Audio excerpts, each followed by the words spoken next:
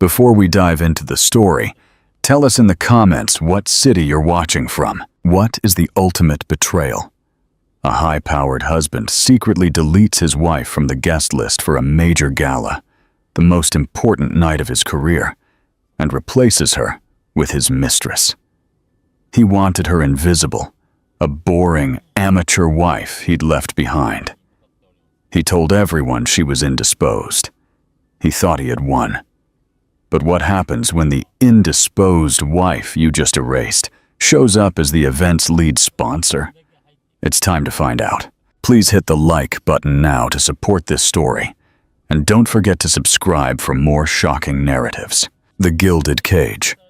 Silence in the penthouse. The air in the Drake penthouse was like that of a museum. Beautiful, climate-controlled, and utterly devoid of life. It clung to the massive abstract paintings and the sterile white marble floors of their City View apartment. For Harper Thorne, the silence was the loudest thing in her life. It was a constant reminder of the chasm that had opened between her and her husband, Alistair Drake. By all appearances, they were a power couple. Alistair was a senior partner at the prestigious law firm, Sterling, Draper, and Pierce, a man whose ambition was as sharp and tailored as his expensive suits. Harper, to the outside world, was the elegant, quiet wife, the perfect hostess, the silent support system. It was a role she had once played with love, but now wore like a heavy, leaden cloak. The change had been gradual, a slow erosion over the past few years. Alistair's successes had inflated his ego until it filled every room, leaving no space for her. He had begun to see her not as a partner, but as an accessory, a beautiful, well-bred ornament to display at galas and dinners. He had forgotten the woman he married, the razor-sharp software architect with fire in her eyes. He had willfully stopped asking about her work. "It's just some computer geek stuff, right?" he'd once said, with a dismissive wave when a friend inquired. "Keeps her busy." Harper hadn't corrected him.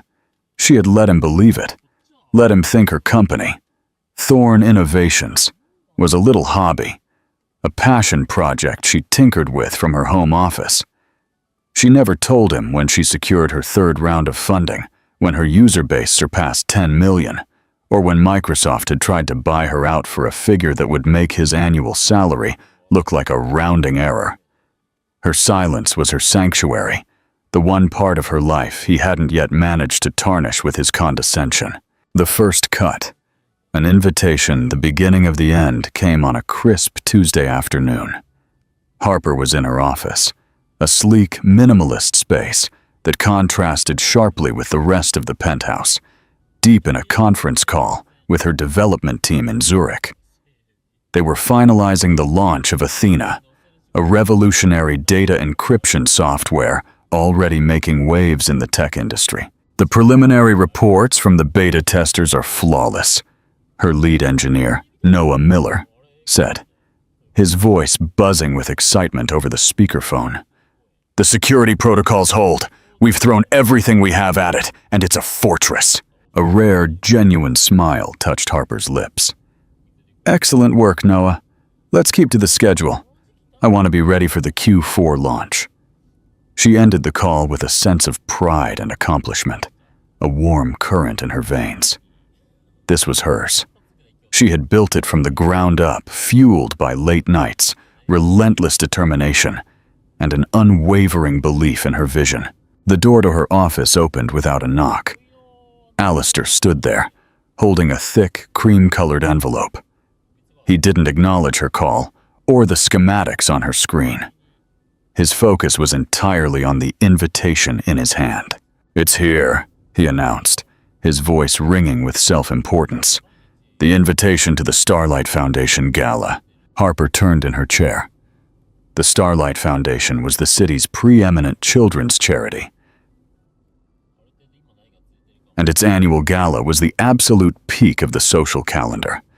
It was a night of immense networking, where fortunes were donated and careers were forged. For Alistair, whose firm represented the foundation. It was the most important night of the year. "That's wonderful, dear," she said, her voice even. He strode into the room, placing the envelope on her desk, but keeping his hand firmly on it. "This year is different. I'm on the hosting committee. Ms. Victoria Hale herself told me my speech this year is crucial to securing the Henderson account." He was practically vibrating with nervous energy and ambition.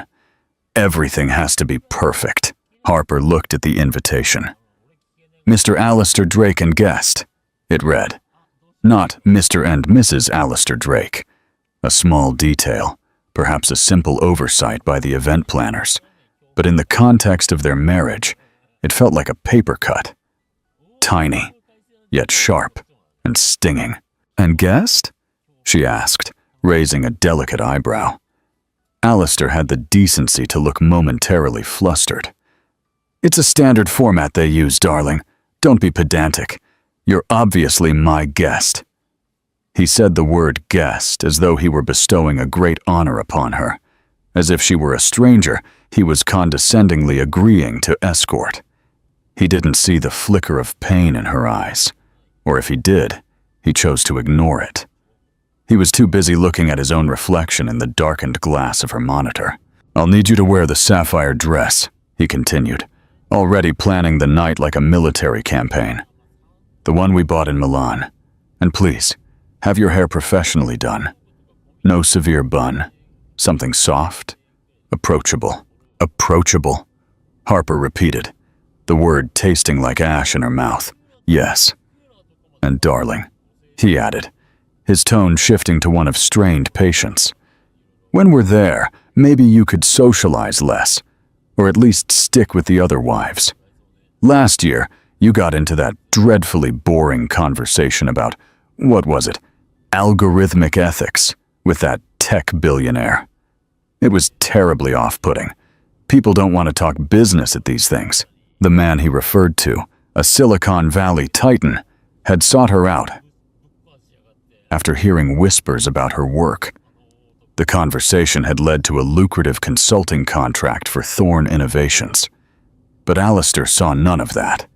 He only saw his wife failing to perform her designated role as a silent, smiling prop. "I understand," she said, her voice a placid lake over a furious current. "I'll do my utmost not to be off-putting." Satisfied, Alistair finally let go of the invitation and turned to leave. "Good. This is my night, Harper. Our future at the firm. My path to a named partnership. Everything hinges on this. I can't afford any distractions." As the door clicked shut, Harper stared at the invitation. "Mr. Alistair Drake and guest." A guest in her own life, an accessory to his. The warmth from her successful call with Noah had vanished, replaced by a familiar, chilling cold. She looked at the reflection in the monitor, past the fleeting image of Alistair, and saw herself. She saw the exhaustion in her eyes, but beneath it, a glint of the fire he thought he'd extinguished. He had called the night his night. He had said he couldn't afford distractions. He had no idea, she thought, a grim sense of determination beginning to form. How big a distraction could be. The gilded cage had become a prison, and she was finally ready to find the key. Only, she didn't realize Alistair was about to hand it to her himself. The ultimate deception, Alistair Drake felt a surge of triumphant power as he walked the hallowed halls of Sterling, Draper, and Pierce. The rich mahogany walls, adorned with portraits of stern-faced founders, seemed to approve of him. He was a man on the ascent, and the Starlight Gala would be his coronation. But a nagging unease pricked at the edges of his confidence. Harper. She was becoming unpredictable. Her quietness, which he'd once mistaken for obedience, now felt like a form of judgment. The way she looked at him across the dinner table, her eyes unreadable, gave him the shivers. He hated that he couldn't decipher her, that a part of her remained stubbornly hers. And her hobby, Thorne Innovations, was a source of constant low-grade irritation. He didn't understand it, so he dismissed it. It was easier than admitting his wife might be brilliant in a field he couldn't grasp. His unease crystallized into a plan during a lunch meeting 2 weeks before the gala. The meeting was with Scarlett Lawrence. Scarlett was a junior associate at the firm, but she moved with a predatory panther's grace. She had keen, intelligent eyes, a razor-sharp wit, and an ambition that rivaled Alistair's own. She had attached herself to him ostensibly for mentorship, but the dynamic was far more charged. She flattered his ego, hung on his every word, and made him feel like the industry titan he so desperately wanted to be. She was everything he thought he wanted, ambitious, focused on his world, and utterly unconcerned with anything but him. They were seated at the Capitol Grill, a steakhouse where $100 ribeyes sealed deals. "Victoria Hale was praising you at the partners' meeting this morning," Scarlett said, leaning forward, her voice a low purr. "She said the Henderson account is practically yours if the gala goes well." "It will," Alistair said, straightening his tie. "There's just the matter of the guest list." Scarlett took a delicate sip of her wine. "Oh, is there an issue?" Alistair hesitated, feigning nonchalance. "Harper. She hasn't been herself lately. Very deep in her little projects. I worry she'll be a distraction. You know how she can be, talking about things no one understands. It's not the right image." Scarlett's expression was a masterpiece of calculated sympathy.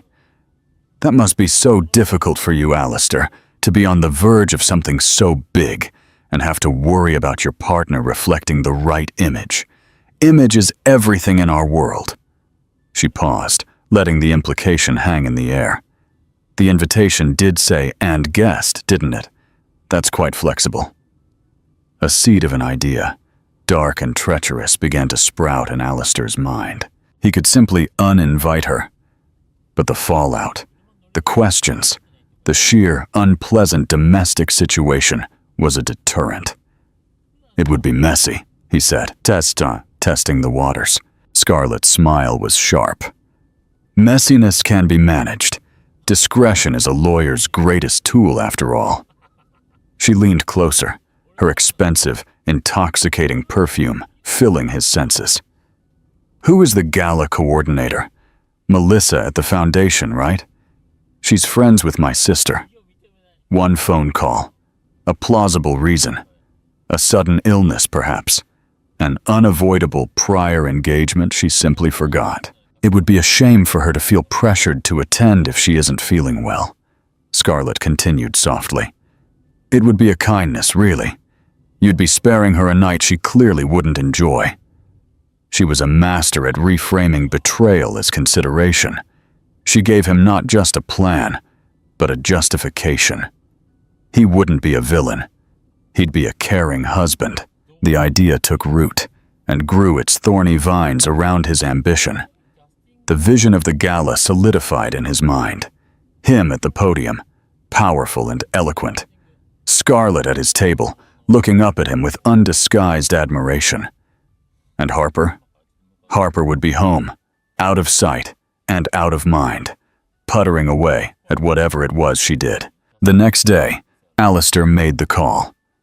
He waited until Harper had gone out for a rare meeting away from the office. She hadn't bothered to explain it. He closed his study door, his heart hammering against his ribs. A strange mix of guilt and exhilarating freedom coursed through him. He dialed the Starlight Foundation events office number. "May I speak to the coordinator? Alistair Drake calling." A moment later, the coordinator's cheerful voice came on the line. "Alistair, so good to hear from you. We're all so excited for the gala. Your support has been incredible." "Right, happy to help," he said, his voice smooth as silk. "Listen, I'm calling about a small, rather delicate matter regarding the guest list. It appears there has been a slight miscommunication on my part. My wife, Harper, will, unfortunately, be unable to attend." "Oh no, is everything all right?" He let out a perfectly crafted sigh. She's been dreadfully run down lately, pushing herself too hard with a personal project. I've been insisting she take it easy, and she's finally agreed. She feels awful about it, of course, but her health must come first. She sends her deepest apologies. Oh, the poor dear. Of course, we completely understand, the coordinator said, her voice full of sympathy. Please send her our best. So the ticket will just be for you then, or will you be bringing a guest instead? This was the moment, the final twist of the screw. Actually, yes, he said, as if the idea had just occurred to him. One of my junior associates, Scarlett Lawrence, has been instrumental in preparing the brief for the Henderson account. It would be an invaluable experience for her. Would it be possible to switch the name on the place card to hers? Not a problem at all, Alistair. Consider it done. We'll have a Miss Scarlett Lawrence card at your table. Thank you. You're a lifesaver. I appreciate your discretion. Of course. He hung up the phone, a wave of relief washing over him. It was done. It had been so easy. He had surgically removed Harper from his big night. He stood up and walked to the window, looking out over the city he felt was finally his. He felt no remorse, only a cold, clean sense of efficiency. He had identified a problem, an unpredictable variable, and he had eliminated it. That evening, he was unusually charming to Harper. He brought home a bottle of her favorite Chardonnay and didn't mention the gala. He asked one superficial question about her day, and when she gave a vague answer, he accepted it without pressing. He was playing the role of the caring husband, one last deceitful performance before the curtain rose on his solo act. He watched her across the table, this woman who was now a stranger to him. She was quiet, her thoughts hidden behind a tranquil facade. He mistook her silence for ignorance. He mistook her composure for passivity. He believed, with the full force of his arrogant heart, that she had no idea what was coming. He was convinced he held all the cards, oblivious to the fact that Harper wasn't just playing a different game. She owned the entire casino, Black Pawn. The architect draws her plans. The weeks leading up to the gala were a masterclass in silent, furious theater. For Alistair, it was a week of blissful ignorance. He was absorbed in polishing his speech, coordinating talking points with Scarlett, and basking in the anticipated glory of his impending triumph.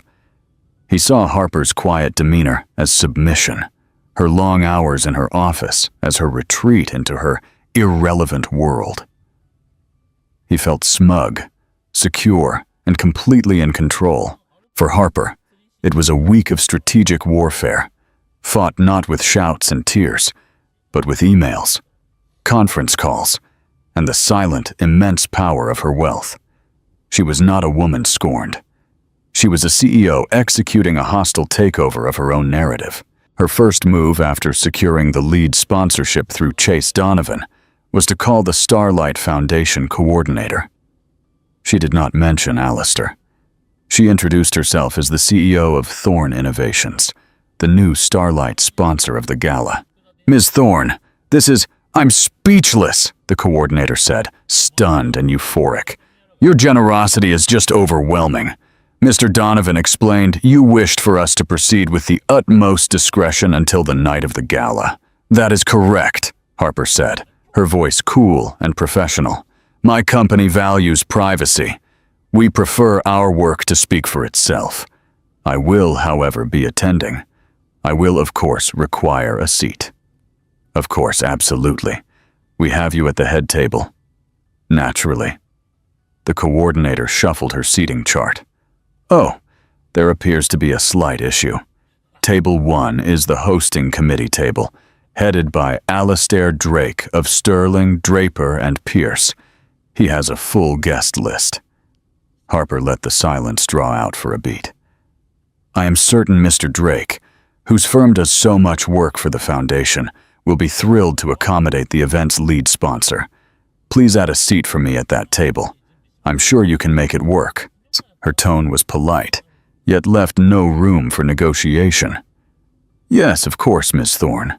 Right away." "One more thing," Harper added. "Under no circumstances are you to inform Mr. Drake of this change or my company's sponsorship. Let's keep it a secret for the night. A little drama for the big reveal, don't you think?" Imagining the moment a mysterious benefactor would be unveiled, the coordinator readily agreed. "A marvelous idea, Miss Thorne. It will be the talk of the town." Next, Harper focused on her appearance. Alistair wanted her soft and approachable. He had requested the sapphire gown from Milan. Harper sold the dress online that same afternoon.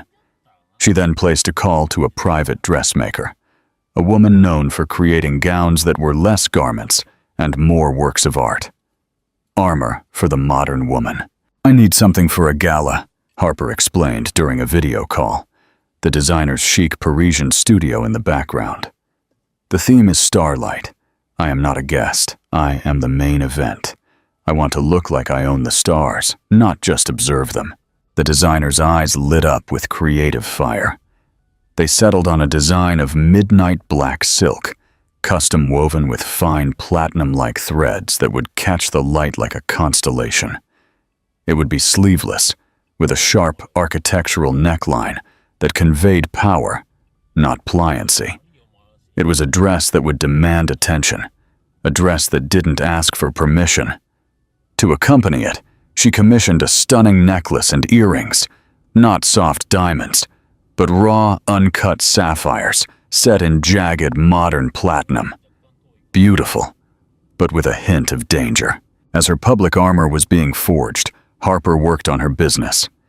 She called a special meeting with her PR and marketing team. "Project Athena is launching Q4, she told them, her voice commanding. "But I want the pre-launch buzz to begin next week, specifically the night of the Starlight Gala. I want a coordinated press release to hit every major tech and business journal precisely at 9 p.m. that night. The release will announce Thorne Innovations as the Starlight sponsor, and also announce Athena's revolutionary capabilities. I want our stock price to be the second biggest story of the night." Her team, sensing the shift in their usually reserved CEO, scrambled to comply, a current of excitement running through them. Finally, she prepared herself. This wasn't just about humiliating Alistair. That was a satisfying byproduct, but not the end goal. The goal was her liberation. It was about drawing a line so deep and clear in the sand that he could never again cross it. It was about reclaiming her identity, not as Mrs. Alistair Drake, but as Harper Thorne, founder and CEO of a company she had built from nothing. The grand entrance, on the night of the gala, the penthouse was still and silent.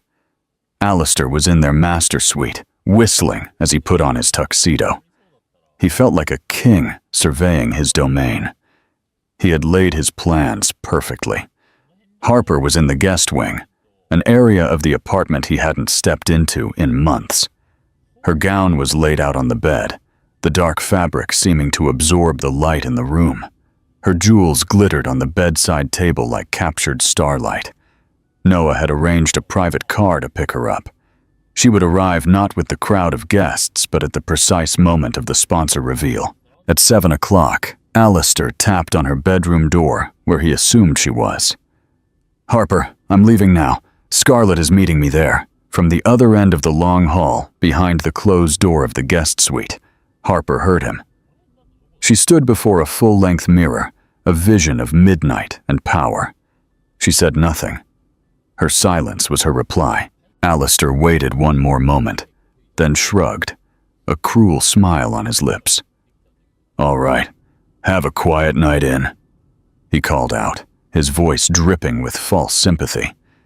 He turned and walked out the door, jingling his car keys, leaving his quiet, discreet wife behind.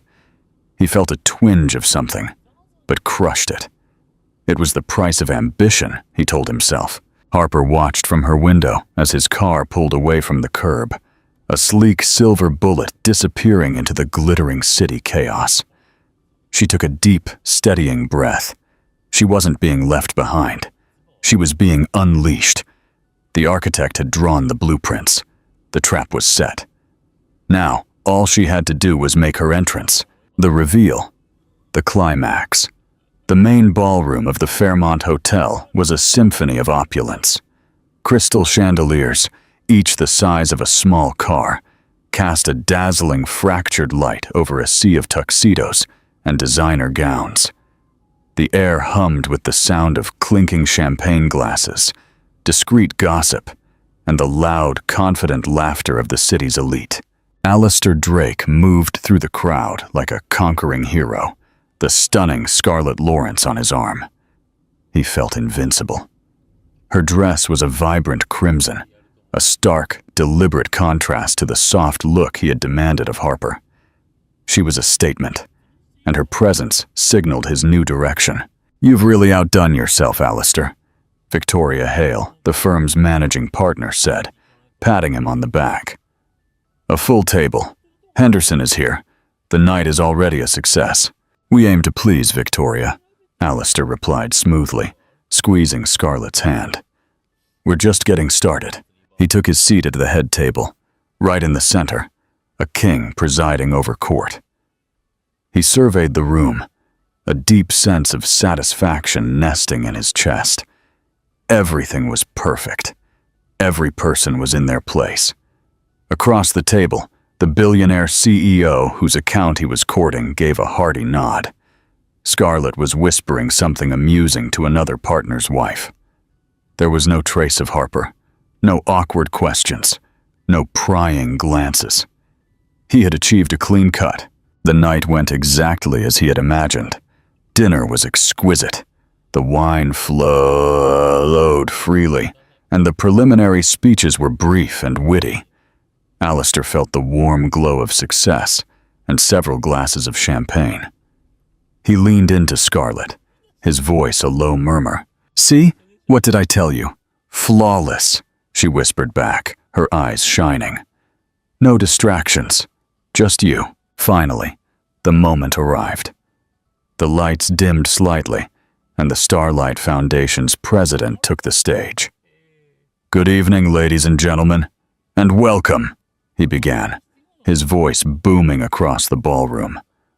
"On behalf of the children, we thank you for your incredible generosity tonight. We have raised a record amount, and it's thanks to every single one of you." A polite round of applause swept the room. "But every year," the president continued, his tone turning more dramatic, "there is one donor whose contribution transcends generosity, a partner who steps up to become the very foundation of this event, our Starlight sponsor." Alistair straightened, a self-satisfied smile on his face. He knew the usual corporate sponsors. It would be a bank or a major corporation.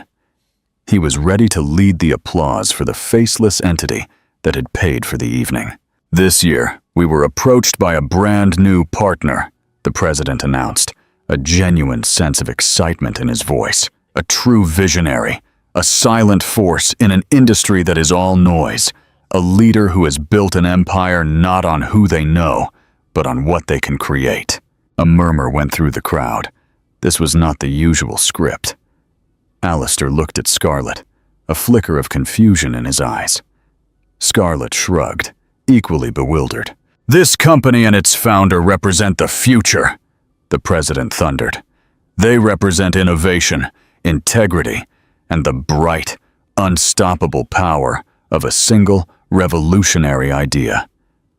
Their work in data security is changing the world, securing a safer future for the children we seek to protect." Alistair felt an odd chill at the back of his neck. Data security. Revolutionary idea. The wording sounded vague, horribly familiar. He looked around the room, expecting to see some well-known tech CEO step into the light. "It is a profound honor," the president declared, his voice reaching a crescendo, "to announce this year's Starlight sponsor, a company that has truly illuminated our night. Thorn Innovations." The name hit Alistair like a physical force. Thorn Innovations. Harper's hobby, her Little project. He felt the blood drain from his face. It couldn't be. It was a coincidence. Some other Thorn. But the president wasn't finished. And please rise as we welcome the architect of this incredible generosity, the founder and CEO of Thorn Innovations, Ms. Harper Thorn. As he spoke the name, the grand double doors at the end of the ballroom swung open. And there she was. For a moment there was complete silence, a collective intake of breath from Didra, of the city's most powerful people. Harper paused in the doorway, a figure of stunning power and control. Her midnight silk gown drank the light, the platinum threads shimmering like a distant galaxy. The raw sapphires at her neck were not soft jewels. They were fragments of the night sky, bold and defiant. Her hair was pulled back in a severe, sleek style that highlighted the determined line of her jaw. She was not soft. She was not approachable. She was magnificent. Then the reaction started. It began at the front with Chase Donovan, who was already on his feet, a proud smile on his face. Then others, recognizing the name from budding tech articles, or simply stunned by the sheer drama of the moment, stood up. The applause began scattered at first, then built into a thundering wave of sound. One by one, table by table, the entire room rose to its feet. They weren't just applauding a donor. They were witnessing an arrival. Alistair remained frozen in his chair, a statue of pure shock. His champagne glass was still in his hand. He stared, his mind unable to assemble the pieces into the terrifying image his eyes were showing him. This wasn't his wife. This was not the quiet, discreet woman he had left at home. This was a supernova, a celestial event dressed in midnight silk and captured starlight. Scarlett Lawrence was equally stunned, her face a mask of disbelief and nascent horror. Her crimson dress, which had looked so bold and vibrant moments before, now looked gaudy and cheap next to Harper's celestial elegance. She looked from Harper to Alistair and saw the color completely drain from his face. She had hitched her wagon to a falling star. Harper's eyes scanned the standing crowd, her expression tranquil and regal. She gave a small, dignified gesture of thanks, and then her gaze moved deliberately, slowly, across the room until it landed on table 1. It passed over the astonished faces of partners and sponsors, and finally settled on Alistair. She did not smile. She did not sneer. Her look was one of cold, dispassionate assessment. It was the look a CEO gives to a redundant employee, a look that said, "You are irrelevant." As the applause roared around her, Harper began to walk. She did not rush. Her steps were measured, her posture perfect. She moved through the standing crowd, who parted for her as if by royal decree. Her destination was clear: the empty seat at the head table, the seat the coordinator had squeezed in, per instruction, between Victoria Hale and Alistair Drake. The seat that now, indisputably, belonged to her. The sound hit Alistair first. It wasn't just applause, it was a physical force, a blunt wave of sound that seemed to press him into his velvet-cushioned chair. 300 of the city's most influential figures were standing. Their faces were turned to her. His mind stuttered, refusing to assemble the pieces into the terrifying image his eyes showed him. As she began her walk, Alistair felt a primal urge to hide, to shrink beneath the table. Every step she took toward him was a drumbeat marking the seconds until his own execution. The faces she passed, people he had spent years trying to impress, turned to her in awe, their expressions a mixture of shock and deep admiration. They were a jury, and with every clap, they cast their verdict. He was frozen in a nightmare of his own making, the solitary fool seated in a sea of standing admirers next to a woman in a garish crimson dress, who now looked as lost and terrified as he did. For Harper, The applause was a distant noise, the background music to the single, clear purpose driving her. She had spent years navigating rooms like this as a shadow, her presence acknowledged only through her husband. Tonight, she was not an accessory. She was the focal point. She saw faces she recognized, rival CEOs, banker scions, society doyens, their mouths slightly agape. In their eyes, she saw her own reflection, not as Mrs. Drake, but as the powerful, enigmatic Ms. Thorne, the identity she had silently forged, now revealed in a symphony of acclaim. Her unhurried, deliberate pace brought her to table 1. The air here was thick with unspoken shock. A server, his professionalism a small island of calm in the chaos, gently pulled out the chair that had been squeezed in between Victoria Hale and Alistair. It was a throne disguised as a seat. Victoria Hale, a woman whose face was usually an inscrutable mask, recovered first. The flicker of rage in her eyes at being so thoroughly blindsided was quickly replaced by the shrewd calculation of a master strategist. She saw the new chessboard laid out before her. "Harper!" she boomed, her voice a theatrical performance of delight as she grasped Harper's hand.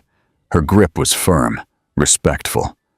"My dear, you have left us speechless, utterly speechless." She wasn't just being polite. She was publicly aligning herself with the new center of power. "Your generosity, your vision. It is a profound honor to have you with us." Harper inclined her head, accepting the tribute. "Victoria, it's a pleasure to see you looking so well."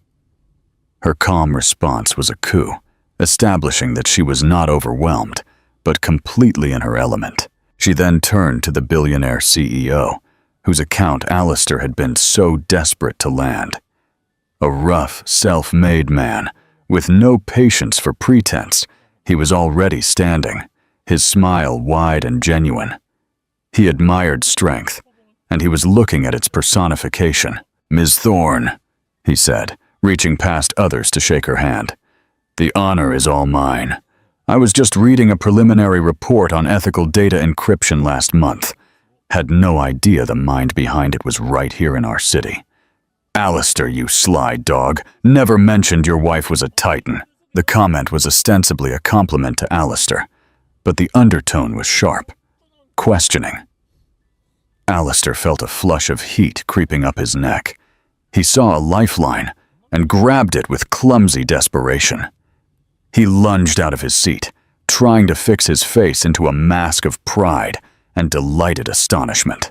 "Darling," he exclaimed, his voice a tight, unnatural imitation of joy. "What a surprise!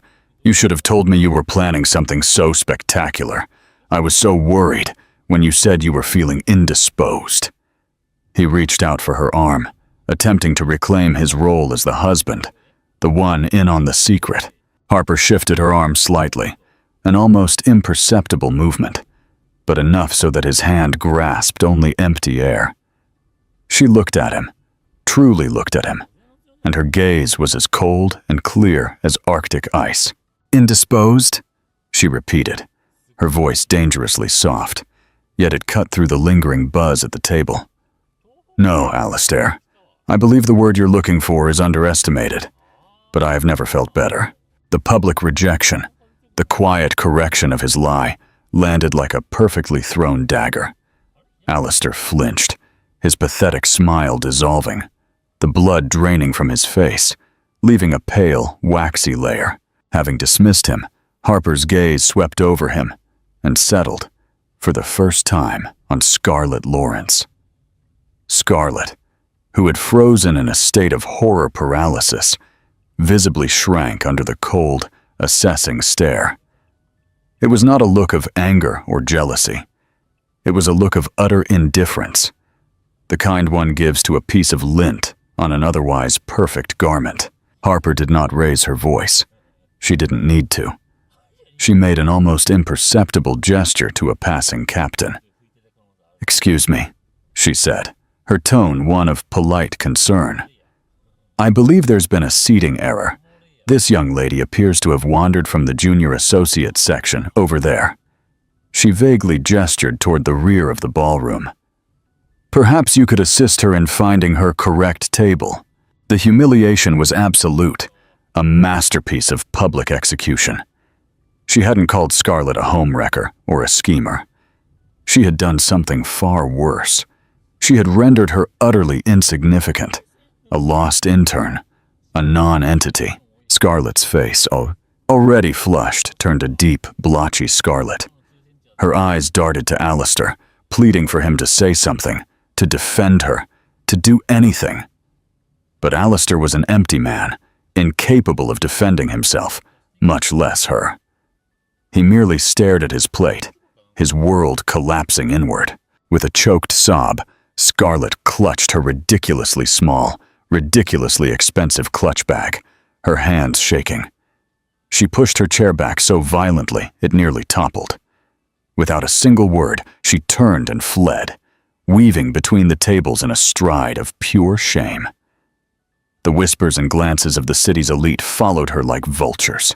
Alistair watched her go, another pillar of his fantasy world turning to sand. And at that precise moment, as if orchestrated by a vengeful god of timing, a new sound filled the room. It started as a few isolated vibrations, then spread, a digital wave sweeping across the ballroom. It was the synchronized hum and ping of hundreds of smartphones receiving a notification. Exactly at 9 o'clock, Harper's scheduled press release had hit. Victoria Hale, ever the professional, discreetly pulled her phone from her pocket.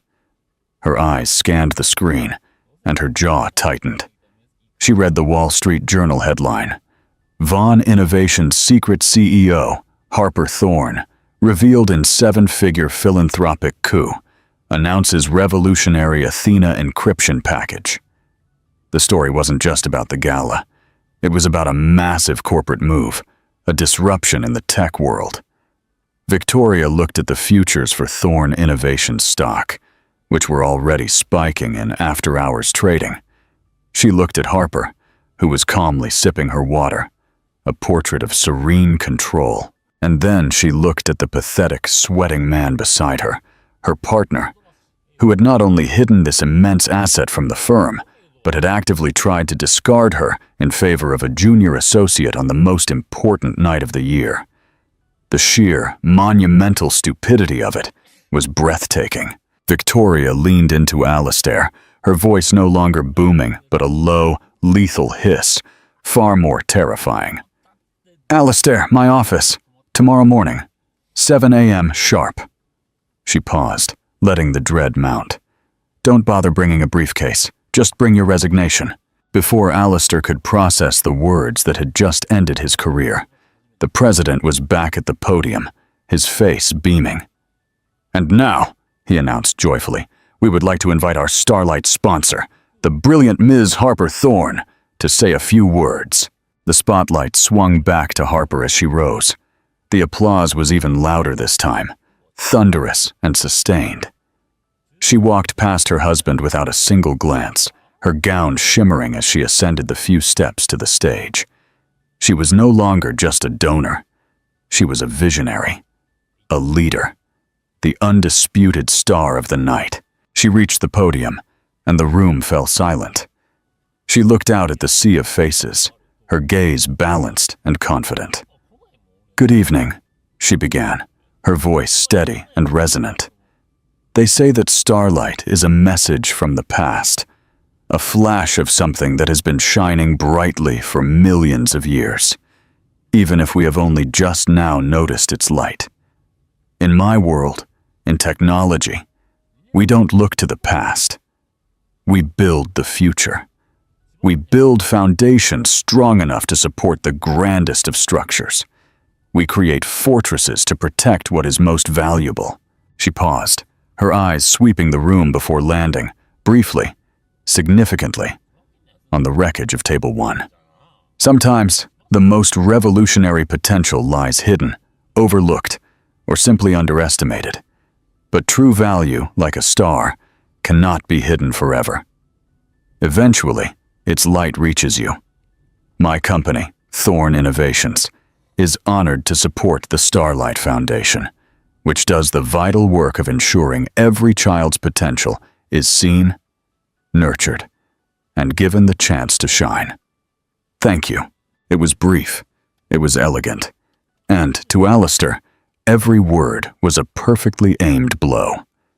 She had spoken of building fortresses, of hidden value, of the folly of overlooking true potential. She had delivered his eulogy without even mentioning his name. The standing ovation that followed was explosive. Alistair remained seated, a ghost at the party. The whispers and the searching glances were now unbearable. He couldn't breathe. He lurched to his feet, his movements clumsy and uncoordinated. He turned his back on the stage, where his wife was being celebrated, and began his own walk of shame. No one tried to stop him. No one seemed to notice him at all. He stumbled out of the grand ballroom, the golden light and the sound of her triumph spilling out behind him, before the heavy doors slammed shut, plunging him into the silent, indifferent hallway. He was alone. The silence that greeted him was 1,000 times louder than the applause. He had wanted to erase her, but in the end, he had only managed to erase himself. Alistair thought he was playing chess, but Harper owned the entire board. The takeaway: meaningful ending and CTA. What a finish. Harper's silent power move is the ultimate lesson. The best response to being silenced is to become the person holding the microphone. If you loved this story of justice served, do me a favor. Smash that like button, share this video, and make sure you subscribe for more stories where the underestimated always get the last word. And I have to ask, what do you think Victoria Hale really said to Alistair in that 7 a.m. meeting? Leave your best theories in the comments below.